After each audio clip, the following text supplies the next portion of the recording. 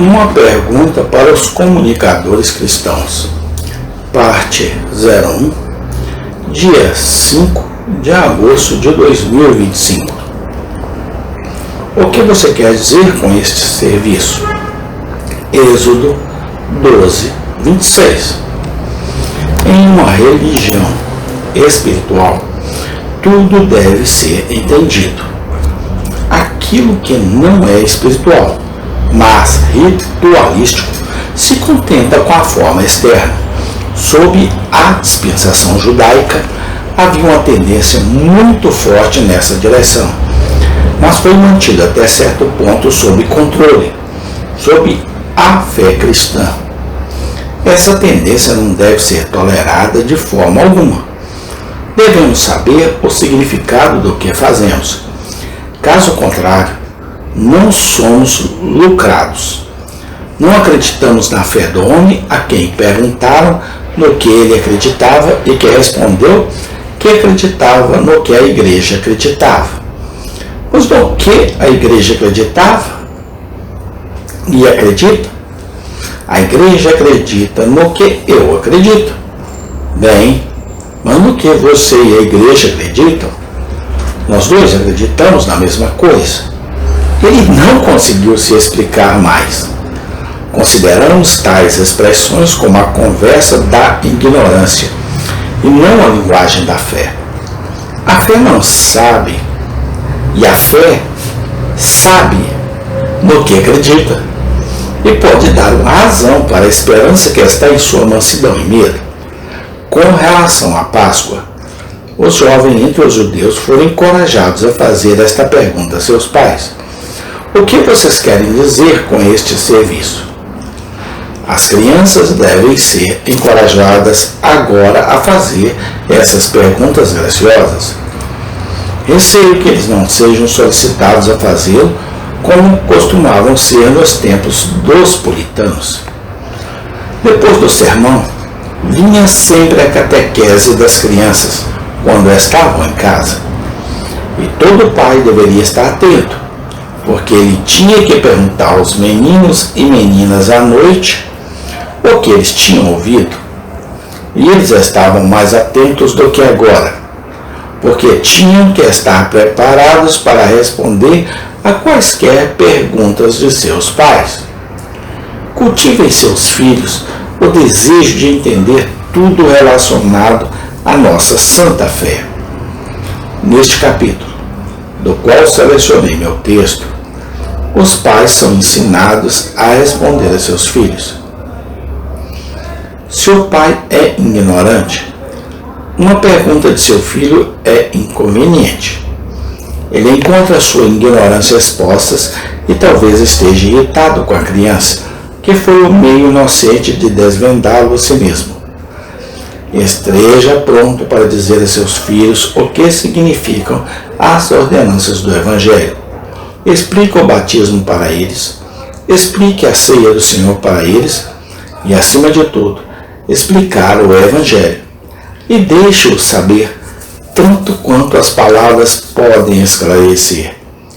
Qual é o grande mistério pelo qual somos salvos? Pelo qual o pecado é perdoado e nos tornamos filhos de Deus. Achei que seria proveitoso se Deus me desse forças para o exercício. Responder muito brevemente a pergunta que deveria ser feita por um jovem inteligente. O que você quer dizer com este serviço? Este serviço, que é chamado por algumas pessoas comunhão, que às vezes é chamado de Eucaristia, e entre nós é chamada a ceia do Senhor ou o partir do pão. O que isso significa? Significa muitas coisas, mas principalmente 5, dos quais falarei agora. 1. Esta ceia é, antes de tudo, um memorial. Se você deseja manter algo em mente de geração em geração, pode tentar de várias maneiras. Você pode erguer uma coluna de bronze ou gravar um registro dela em bronze na igreja. A coluna será vendida por bronze velho, e alguém roubará os latões da igreja, e o memorial desaparecerá. Você pode escrevê-lo no mármore se quiser, mas em nosso clima, de qualquer forma, a inscrição tende a ser apagada. E as velhas pedras, embora durem muito, podem, depois de um tempo, ser tão mudas quanto os tesouros de Nínive e do Egito foram por séculos. Esses monumentos preservaram os registros, mas foram escondidos sob a areia ou enterrados sob as ruínas das cidades. E embora eles tenham uma língua agora e estejam falando com força, escombros dos palácios de Corrijunk, existem outras formas de preservar memoriais, como escrever em livros, mas os livros podem ser perdidos. Muitas obras valiosas dos antigos cessaram completamente e nenhuma cópia delas pode ser encontrada. Alguns dos livros mencionados no Antigo Testamento, que não eram livros inspirados, mas ainda eram livros que devemos valorizar muito agora, já deixaram de existir.